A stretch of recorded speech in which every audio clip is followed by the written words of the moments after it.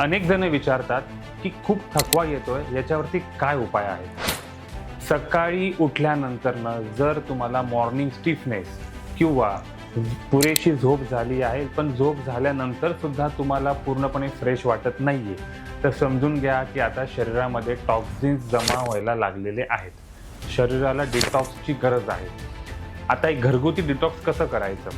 एक, थोडंसं आलं किसून घ्या, थोडंसं जगेरी म्हणजे गूळ याला किसून घ्या.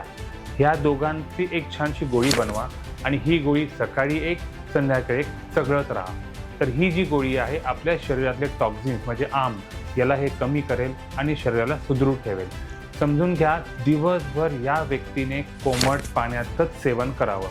कोमट पाणी आपल्या शरीरातल्या टॉक्झिन्सला बाहेर काढणार आहे.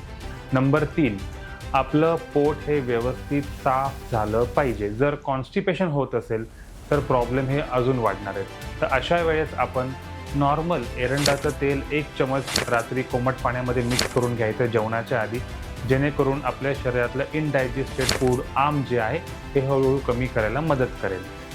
आणि जर तुम्हाला असा काही प्रॉब्लेम अजून जास्त जाणवत असेल तर खाली दिलेल्या नंबरवरती कॉल करा आणि माझ्याशी संपर्क साधा. धन्यवाद.